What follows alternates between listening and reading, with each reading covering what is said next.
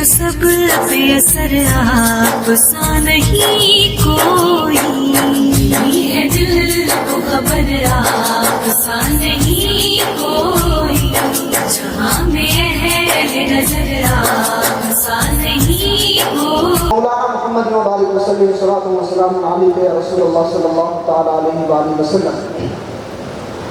تو اہل بیت کی اولادوں نے ساری دنیا میں دین کی تبلیغ کی۔ قرآن مجید کی سورہ دہر کی آیتوں میں اہل بیت کے اس واقعہ کا ذکر کیا گیا جو خانقاہوں میں آج بھی رائج ہے الحمدللہ۔ ہوا یہ کہ حسنین کریمین بیمار ہو گئے اور جناب سیدہ اپنے بابا کی بارگاہ میں حاضر ہوئی اور عرض کرنے لگی کہ بابا بچے بیمار ہو گئے، شہزادے بیمار ہو گئے۔ آقا علیہ السلام نے ارشاد فرمایا فاطمہ نذر کے روزے رکھو۔ جناب سیدہ کائنات نے نذر کے روزے رکھے، مولا علی نے بھی رکھا، نذر کے روزے رکھے گئے۔ اب جب نذر کے روزے رکھ لیے تو گھر میں راشن بہت زیادہ موجود نہیں تھا، کیونکہ اہل بیت جمع خوری نہیں کرتے تھے۔ خانقاہوں میں جمع خوری نہیں ہوتی، اور جس خانقاہوں میں جمع خوری ہوتی ہے وہ خانقاہ نہیں ہوتی۔ خانقاہ میں صبح آتا ہے شام میں چلا جاتا ہے، یہی خانقاہ ہوتی ہے، خانقاہ کا کنسیپٹ یہی ہوتا ہے۔ تو اہل بیت نے روزے رکھے۔ اب کھانے کے لیے تو بہت زیادہ سامان موجود تھا نہیں۔ افطار کا جب وقت آیا تو اہل بیت افطار میں اذان کا انتظار کر رہے تھے۔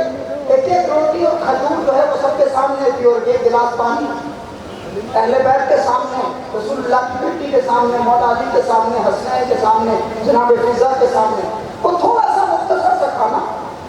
اے افطار کے وقت دروازے سے آواز آئی کہ اے رسول اللہ کے گھر والوں اگر کچھ کھانے کو ہو تو دو، میں یتیم ہوں۔ تو جیسے ہی دروازے سے آواز آئی تو جناب سیدہ کائنات نے اپنے آگے کا کھانا اٹھایا اور حضرت مولا علی کو دیا کہ جو دروازے پر سائل ہے آپ ان کو دے دیں۔ مولا علی نے بھی اپنے آگے کا کھانا اٹھایا۔ اب جب ماں باپ کو یہ کرتے ہوئے دیکھا تو حسنین کریمین نے بھی اپنے آگے کا کھانا اٹھایا، اور جب آقاؤں کو یہ کرتے ہوئے دیکھا تو جو کنیز تھی حضرت فضا انہوں نے بھی اپنے آگے کا کھانا اٹھایا اور کہا کہ یہ میری طرف سے بھی آپ اس یتیم کو دے دیں۔ اب کھانا کچھ اور موجود نہیں تھا، اس کے علاوہ کوئی اور کھانا موجود نہیں تھا، بس پانی بچا، اور اس پانی سے اہل بیت نے افطار کر لیا۔ پہلے دن کا روزہ اس طرح سے ہو گیا، پھر دوسرا دن اسی طرح سے پانی سے سحری کر لی، جو بھی کچھ میسر تھا اس سے سحری کر لی۔ پھر افطار کا جب وقت آیا تو عین افطار کے وقت دروازے سے آواز آئی کہ اے رسول اللہ کے گھر والوں اگر کچھ کھانے کو ہو تو دو، میں مسکین ہوں۔ رسول اللہ کے گھر والوں نے پھر سے دوسرے دن میں اسی طرح کھانا اٹھا کر کے دے دیا، اور خود نہیں کھایا، دروازے پر آنے والے کو کھلا دیا۔ پھر جب تیسرا دن آیا تو تیسرا دن آیا، یہ دسترخوان موجود تھا، اور دسترخوان میں مختصر سا کھانا۔ عین افطار کے وقت پھر سے ایک آواز آئی کہ اے رسول اللہ کے گھر والوں اگر کچھ کھانے کو ہو تو دو، میں قیدی ہوں اور بھوکا ہوں۔ انہوں نے پھر سے اپنے آگے کا کھانا اٹھا کر کے دے دیا۔ اچھا یہ کھانا روزانہ اٹھا کر کے دیتے جاتے تھے، اب یہ یتیم، مسکین اور قیدی ان کو شکریہ ادا کرنے کی کوشش کرتے تھے، تو انہوں نے جواب میں یہ کہا اہل بیت نے انما نطعمکم لوجہ اللہ لا نرید منکم جزاء ولا شکورا۔ اہل بیت کہتے ہیں یہ جب یتیم، مسکین اور قیدی جو ہے شکریہ ادا کرنے کی کوشش کرتے ہیں تو اہل بیت نے کہا کہ بھائی یہ کھانا ہم نے تمہیں اپنے لیے نہیں کھلایا، شکریہ کے لیے نہیں کھلایا کہ تم ہمیں جزا کہو، تم ہمیں شکریہ کہو، بلکہ ہم نے یہ کھانا اللہ کی رضا کے لیے کھلایا تاکہ ہمارا رب ہم سے راضی ہو جائے۔ اہل بیت نے یہ معمول رکھا۔ اب آپ ساری زندگی یہ دیکھیے کہ اہل بیت نے کبھی پھر کر کے کھانا نہیں کھایا، دروازے پر کوئی آواز آئی تو ہمیشہ دروازے پر آنے والے کو دے دیا، اور یہی معمول پھر رہا۔ کربلا والوں نے بھوکے رہ کر کے دین بچا لیا، اور دین بچایا اس طرح پھر وہ سلسلہ آگے بڑھا۔ امام زین العابدین سید سجاد کربلا کے بعد میں انہوں نے کبھی پیٹ بھر کے کھانا نہیں کھایا، اور انہوں نے کبھی ٹھنڈا پانی نہیں پیا۔ لوگوں نے پوچھا کہ حضور آپ ٹھنڈا پانی نہیں پیتے؟ سید سجاد ارشاد فرماتے ہیں کہ بھائی جب بھی میں پانی کا پیالہ اپنے ہاتھ میں لیتا ہوں تو مجھے سکینہ کی پیاس یاد آتی ہے۔ جناب سکینہ کو یاد کرتے تھے حضرت امام زین العابدین۔ اب کیا ہوا کہ ایک مرتبہ دسترخوان لگایا، خود نہیں کھاتے تھے مگر کھلاتے تھے۔ خانقاہوں میں کھلانے کا رواج آج بھی ہے الحمدللہ، یہ سلسلہ وہاں سے چلا کھلانے کا۔ حضرت امام زین العابدین نے دسترخوان لگایا۔ اب جب دسترخوان لگایا تو سارے لوگ بیٹھے ہوئے تھے، دسترخوان پہ ایک عجیب سا شخص بھی بیٹھا ہوا تھا۔ حضرت امام زین العابدین نے اس کو زیادہ کھانا دیا. اب جب زیادہ کھانا دیا تو اس نے سید سجاد کو دیکھا. امام زین العابدین سے کہنے لگا امام صاحب آپ نے شاید مجھے پہچانا نہیں. امام زین العابدین فرماتے ہیں کہ تجھے کیسے بھول سکتا ہوں؟ کربلا میں جب ہمارے خیمے جلائے جا رہے تھے آگ کے تیر تو نے برسائے تھے. کربلا میں ظلم کرنے والوں میں تو بھی شامل تھا.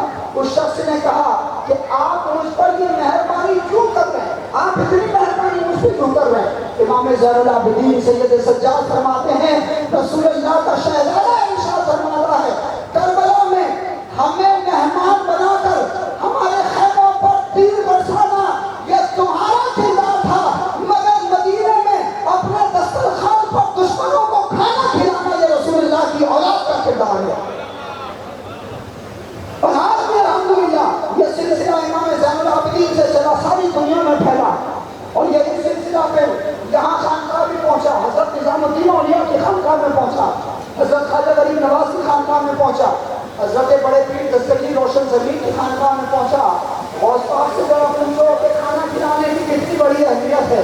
شیخ عبد القادر جیلانی جو اس سلسلے کے جد امجد ہیں فرماتے ہیں حضرت غوث پاک کہ میں نے بڑی کتابیں الٹ پلٹ کے دیکھی ہیں لیکن لوگوں کو کھانا کھلانے سے بہتر کوئی عبادت مجھے نہیں لگتی. نفلی عبادتوں میں کھانا کھلانا جتنی اہم عبادت ہے اتنی کوئی اہم عبادت نہیں.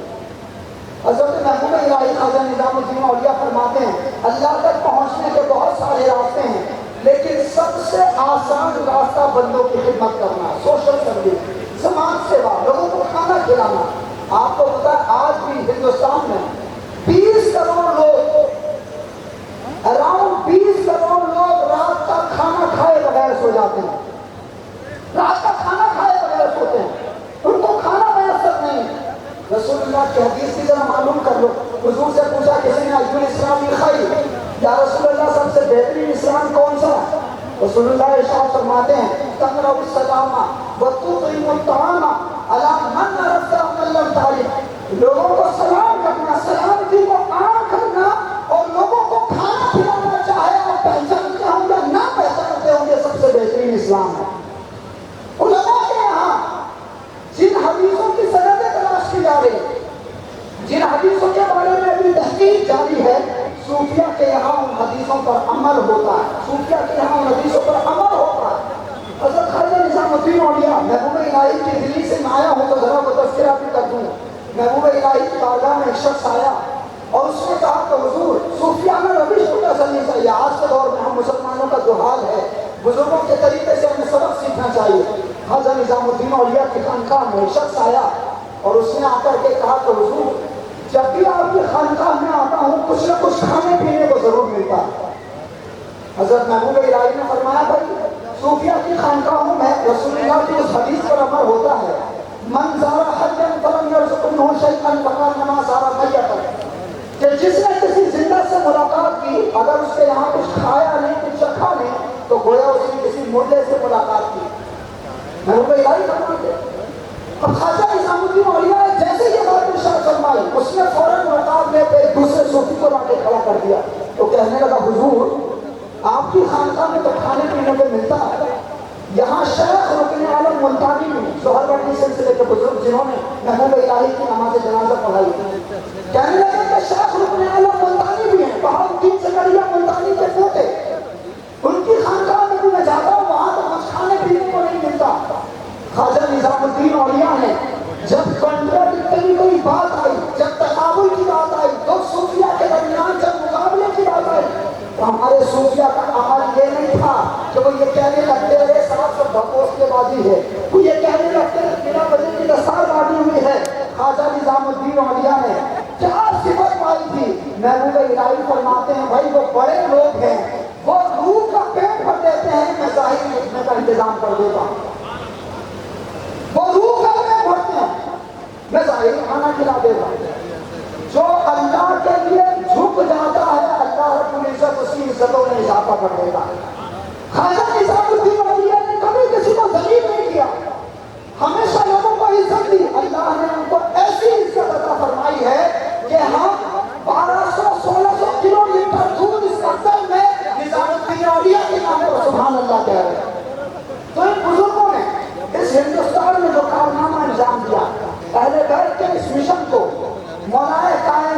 اس رویے کو جناب سیدہ کے دسترخوان کی برکتوں کو ہندوستان میں ایسے عام کیا تھا کہ اگر آج 2025 کے بھارت میں مسلمان اہل بیت کے اس عمل سے صوفیاء کرام کی اس روش سے سبق حاصل کر کے اس دور میں بھی اگر بھوکوں کو کھانا کھلانے کا کام بڑے پیمانے پر شروع کرتے قسم خدا کی اس ملک میں ہم ہر نفرت کو ہرا سکتے تھے، ہر پروپیگنڈے کو ہرا سکتے تھے۔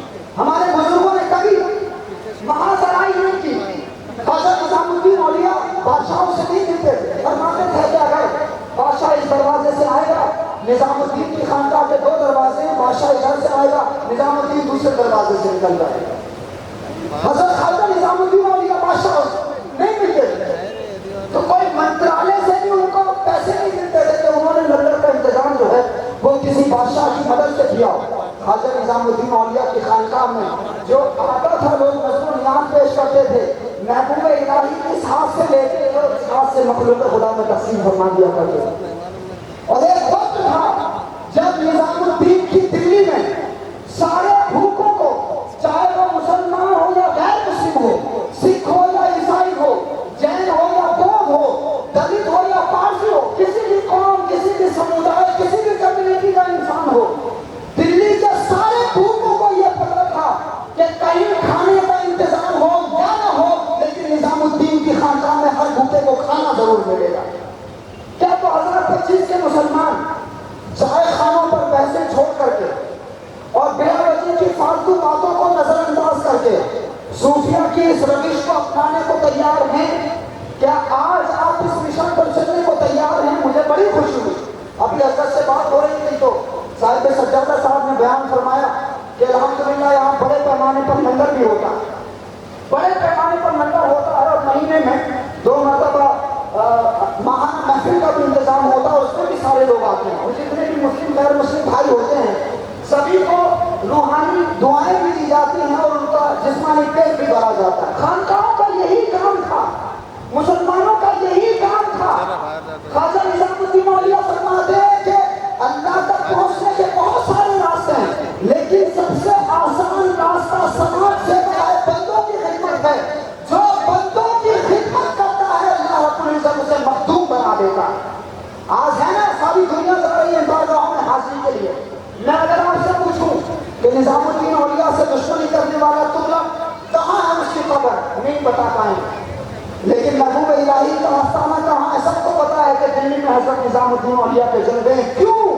کیونکہ جو اللہ کے پریوار کا خیال رکھتا ہے، اللہ کے پریوار کا، حدیث پاک کوٹ کر رہا ہوں، رسول اللہ ارشاد فرماتے ہیں الخلق کلہم عیال اللہ، ساری مخلوق اللہ کا کنبہ ہے، اور جو اللہ کے کنبے کا زیادہ خیال رکھتا ہے وہ اللہ رب العزت کے نزدیک اتنا ہی محبوب ہو جاتا ہے۔ اور پھر جب بندہ نیک عمل کرتا ہے، ان الذین آمنوا وعملوا الصالحات سیجعل لهم الرحمن ودا، جب بندہ نیک عمل کرتا ہے ایمان کے ساتھ تو اللہ رب العزت اس کی محبت لوگوں میں عام کر دیتا ہے، لوگوں میں اس کو عام کر دیتا ہے۔ خواجہ معین الدین غریب نواز رحمۃ اللہ علیہ اسی لیے ساری دنیا میں جانے جاتے ہیں کیونکہ وہ اللہ کے پریوار سے پیار کرتے تھے، اللہ کے کنبے کی خدمت کرتے تھے۔ آج تو ہم بھی کہیں نہ کہیں نفرتوں میں بڑھ گئے۔ میں آپ کو بتاؤں یہ ہندوستان جس سلطان کو عطا کیا گیا وہ خواجہ غریب نواز، ایک ہندو کسان آ گیا سرکار کی بارگاہ میں، اور ایگریکلچر کا اور کھیتی کسانی کا بڑا گہرا سمبند اس خانقاہ سے ہے۔ جس طرح سے مجھے بتایا گیا کہ صاحب سجادہ کو پردھان منتری کی طرف سے ایگریکلچر کے لیے ایک زبردست ایوارڈ بھی دیا گیا، تو واقعہ بھی بڑا ریلیٹڈ ہے۔ خواجہ حضرت غریب نواز کی بارگاہ میں ایک ہندو کسان آیا اور اس نے آ کر کے کہا کہ بابا میری زمین پر کسی حکمراں نے قبضہ کر لیا، حاکم نے قبضہ کر لیا۔ حضرت نے فرمایا کہ بتاؤ کیا چاہتے ہو؟ اس نے کہا کہ بابا میری زمین آزاد کروا دیجیے۔ غریب نواز نے فرمایا کہ چلو ٹھیک ہے، ہم بادشاہ کو خط لکھ دیتے ہیں، تمہاری زمین آزاد ہو جائے گی۔ بادشاہ کو خط لکھنے کی جب بات کہی غریب نواز نے، وہ شخص نے کہا کہ حضور آپ میرے ساتھ دلی چلیں، بادشاہ سے ملاقات کرنے کے لیے میرے ساتھ دلی چلیں۔ غریب نواز رحمۃ اللہ علیہ کی عمر 80 سے 90 سال کے بیچ، اور ایک ہندو کسان نے آ کر کے غریب نواز سے عرض لگا دی۔ آج بھی جانتے ہیں کہ بڑی تعداد میں ہمارے بھائی سارے، کیونکہ دروازہ سب کے لیے کھلا ہے، کسی کو منع نہیں کیا جاتا، کسی کو نہیں روکا جاتا، کسی کسی سے آدھار کارڈ نہیں پوچھا جاتا، کسی سے پین کارڈ نہیں پوچھا جاتا، کسی سے کپڑوں کی بنیاد پر بھید بھاؤ نہیں کیا جاتا، ڈسکریمنیشن نہیں ہے بزرگوں کو۔ حضرت خواجہ غریب نواز رحمۃ اللہ علیہ سے جب اس شخص نے کہا کہ حضور میرے ساتھ دلی چلیں، غریب نواز نے فرمایا چلو دلی چلتے ہیں تمہارے ساتھ۔ اجمیر شریف سے دلی پہنچے۔ اب جب حضرت خواجہ غریب نواز رحمۃ اللہ علیہ دلی پہنچنے والے تھے تو بادشاہ بھی استقبال کرنے کے لیے باہر آیا، جانشین شرع غریب نواز بھی استقبال کرنے کے لیے باہر تشریف لائے کہ بھائی ہمارے اس بھائی کی زمین پہ کسی نے قبضہ کر لیا، ہمارے اس بھائی کی زمین پہ کسی نے قبضہ کر لیا، وہ زمین ذرا آزاد کرا دو۔ بادشاہ نے کہا حضور اتنی چھوٹی سی بات تھی، آپ خط روانہ فرما دیتے زمین تو یوں ہی آزاد ہو جاتی۔ غریب نواز نے فرمایا کہ ہاں زمین تو آزاد ہو جاتی، میں خط بھی روانہ کر سکتا تھا، لیکن اس بھائی نے ہمارے گزارش کی کہ میں اس کے ساتھ اجمیر سے دلی کا سفر کروں، اس کی زمین تو آزاد ہو جاتی مگر اس کے دل کو سکون کیسے مل پاتا، اس کے دل کو تسلی کیسے مل پاتا۔ ہمارے بزرگوں نے لوگوں کے دلوں کو جیتا، اسی لیے ہندوستانی مسلمان زمینوں پر حکومت کرنے والے کسی غیاث الدین تغلق کو اس نے کہا تھا، نظام الدین محمود الہی کو اس بنا تھا۔ زمین پر حکومت کرنے والے کسی الدین خلجی کو نہیں مناتا بلکہ حضرت علاؤدین صابر کلیری کا اس مناتا ہے۔ اسی لیے بھارت کا مسلمان کسی لودھی سے پیار نہیں کرتا، حضرت خواجہ غریب نواز کا اس مناتا ہے، ان سے پیار کرتا ہے۔ کیوں؟ کیونکہ ہم دلوں کو فتح کرنے والے بزرگوں کو مانتے ہیں۔ آج اس خاندان میں آپ موجود ہیں، حضرت قادر شاہ ولی رحمۃ اللہ علیہ، جن کو گنج بخش کہا جاتا ہے۔ اس لیے گنج بخش کہا جاتا ہے کہ بزرگوں کے یہاں سے خدا کے خزانے لٹائے جاتے ہیں۔ اللہ رب العزت کی بارگاہ سے جو خزانے ان کو عطا ہوتے ہیں، اولیاء اللہ کو، یہ صوفیاء کرام بندگان خدا میں ان کو عام کرتے ہیں، بندگان خدا میں ان کو تقسیم کرتے ہیں۔ صوفیاء کرام نے، بزرگان دین نے یہی کارنامہ انجام دیا کہ بندوں کے رشتے کو خدا سے جوڑا اور بندوں کے آپسی رشتے کو مضبوط کیا، اور بندے کا رشتہ خدا سے جوڑنے کے لیے انہوں نے خانقاہ بنائی، خانقاہ میں مسجد بنائی اور اس مسجد میں لوگوں کی تربیت کی، لوگوں کے دلوں کا تزکیہ کیا، لوگوں کو ذکر و اذکار سکھائے، فضائل کی پابندی سکھائی، دلوں کی صفائی کی، بندے کا کمزور تعلق خدا سے مضبوط ہو گیا اور لنگر کے لیے دسترخوان بچھایا۔ جب دوست و دشمن دسترخوان پر بیٹھے تو تمام دشمنیاں ٹوٹ گئی اور لوگوں کے تعلقات آپس میں مضبوط ہو گئے۔ تو صوفیاء کرام بنیادی طور سے اگر بابا فرید کی بات کریں تو بابا فرید کو کسی نے کینچی پیش کی تھی، حضرت بابا فرید نے ارشاد فرمایا بھیا ہمیں کینچی مت دو، ہمیں تو سوئی دھاگا دو، کیونکہ ہم کاٹنے کا کام نہیں کرتے، ہم تو جوڑنے کا کام کرتے ہیں۔ تو ہمارے بزرگوں نے یہ کام کیا اور الحمدللہ یہ خانقاہ، اس خانقاہ میں پہلی مرتبہ حاضری ہو رہی ہے اور یہ جو چمک دمک ہے، یہ جو رونقیں یہاں پر ہیں، الحمدللہ یہ رونقیں صرف اس وجہ سے ہیں کہ لوگوں کے دل کسی وجہ سے کسی کی طرف مائل نہیں ہوتے جب تک اللہ نہ چاہے۔ میں نے جس طرح سے کہا کہ اگر بندہ سماج کی ابھی حضرت سے بات ہو رہی تھی اس حوالے سے، تو فرمایا کہ یہاں تقریباً 500 بچوں کے تعلیم کا اور ان کے رہنے سہنے کا، کھانے پینے کا مضبوط انتظام اور بنا کسی ٹیوشن کے، بنا کسی فیس کے سارے انتظامات یہاں پر موجود ہیں الحمدللہ۔ تو قرآن کی تعلیم بھی ہو رہی ہے، حدیث کی تعلیم بھی ہو رہی ہے، شریعت کی پڑھائی جا رہی ہے، اور ساتھ میں چونکہ شریعت اور طریقت یہ دو الگ الگ راستے ہو گئے تھے، تو شریعت کو پڑھنے والا جب طریقت کا جام نہیں پیتا تو اپنا جب قلم چلاتا ہے تو اس کا قلم لوگوں کو کافر بناتا ہے۔ اگر کوئی صرف شریعت کا علم حاصل کرے اور طریقت کا علم اس کے پاس نہ ہو تو جب وہ زبان کھولے گا مسلمان نہیں بنائے گا، لیکن اگر کوئی شریعت کا علم حاصل کرنے کے بعد طریقت کا جام پی لیتا ہے اور اپنے دل کو کسی خانقاہ کے فقیر کی بارگاہ میں بیٹھ کر کے صاف کر لیتا ہے تو اس کی صحبت کی وجہ سے اللہ رب العزت اس عالم دین کو وہ فیض عطا فرماتا ہے، پھر یہ لوگوں کو کافر نہیں بناتا، یہ لوگوں کو مسلمان بناتا ہے، یہ لوگوں کے دلوں کو جوڑتا ہے۔ الحمدللہ اس خانقاہ میں یہ کام بھی ہو رہا ہے، تعلیم کے ساتھ میں تربیت کا بھی مضبوط انتظام ہے۔ حضرت قادر شاہ ولی رحمۃ اللہ علیہ جن کا فیض یہاں لوگ کھلی آنکھوں سے دیکھ سکتے ہیں، حضرت نے بھی ایک بات ارشاد فرمائی کہ آپ کے پیر و مرشد نے بختر کی سرزمین کے لیے فرمایا تھا، بختر کی سرزمین کے لیے فرمایا تھا کہ کسی زمانے میں یہ بھی نامور بن جائے گا، یہ فرمایا تھا آپ کے پیر و مرشد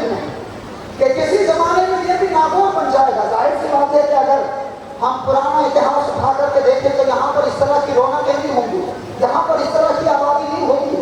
لیکن حضرت بابا فرید نے خواجہ نظام الدین اولیاء کو فرمایا تھا، نظام الدین تم سایہ دار درخت بنو گے، مخلوق خدا تمہارے نیچے آرام کرے گی. بابا فرید نے ان کو تربیت کر کے بھیجا. نظام الدین اولیاء دلی میں آئے، انہوں نے خانقاہ بنائی، ایسا سایہ دار درخت بنے کہ آج 700 سال بیت گئے، مخلوق خدا ان کے آستانے پر آج بھی روحانی سکون حاصل کر رہی ہے.